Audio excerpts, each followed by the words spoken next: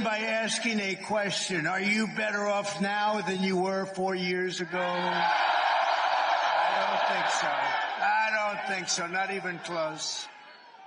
That's a big question. Think about that, right? We have to get out and vote. I'm here today with a message of hope for all Americans. With your vote in this election, I will end inflation, I will stop the invasion, and I will bring back the American dream.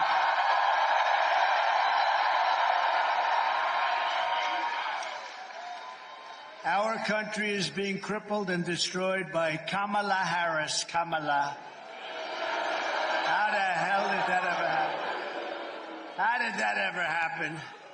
The guy had 14 million votes. I'm no fan of his, by the way. But he had 14 million votes. She had none. She was the first to lose. 22 people. She was the first out. She never made it to the great state of Iowa. Never made it. And, well, you know, they talk about it. She is a threat to democracy. I mean, that's really, she's a threat to a lot of things, but that's the way it has to be, because we're winning by a lot. We're leading by a lot. We're leading in the polls. Every single state looks like we're doing really well. And with your support on November 5th, America will be bigger, better, bolder, richer, safer, and stronger than ever before. This election is a choice between whether we will have think of this, 4 more years. Could you stand it? It's 4 more years of incompetence, and stupidity, and failure and disaster, or whether we will begin the 4 greatest years in the history of our country. I think we have a real chance. And we were set back. And then you think about what they've done, because I happen to think the border is the biggest problem we have, not inflation. Inflation's terrible. It's a country buster. And the economy, all those things. But I happen to think that what they've done at the border to our country by letting millions and millions of people in, totally unchecked and unvetted, I think it's the worst thing, including murderers, drug dealers, people from prison. They opened up their prisons of the world into our country. I think it's the worst thing anyone's ever heard. And a lot of terrorists are coming in, record numbers of terrorists. Nothing good can happen.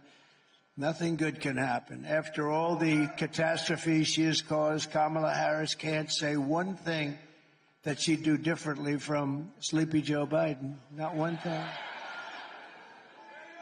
And all she had to do is go to him and say, wake him up, wake him up, wake him up. We're going to sign an order, close the border. And it's closed. She didn't need a bill.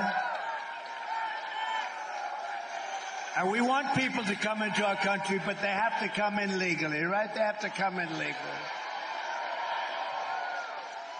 And I'm asking you to be excited about the future of our country again. You're not excited. It's hard to get excited with these people, with Biden. Just get excited about Biden. But nobody was excited, and they went to him, terrible thing, and they said, we want you out. He said, no, I'm not going to do that. We want you out. Well, he said, if you put it that way, okay. No, I mean, think of it. This was the overthrow of a president of the United States. He didn't want to get out. In fact, the word is that he likes me more than he likes Kamala. I believe that's true. I believe that's true. What do you think, Watley? How good is Watley? What do you think? He's running the whole shebang. He ran your state. As you know, the Republican Party, we did so well. I said, put him in charge of everything this time. He'll stop the cheating. He's going to stop the cheating. How are you doing? Are they cheating, Michael? They're trying, but are they? They're not going to get away with it, right? He said. No. That's why I had him. They didn't get away with it in this state. They got away with it in plenty of places. This will be America's new golden age. It's going to happen. Every problem facing us can be solved, but now the fate of our nation is in your hands.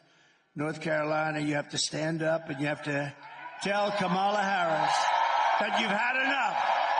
You can't take it anymore. She's the worst vice president in history. It's the worst administration in the history of our country.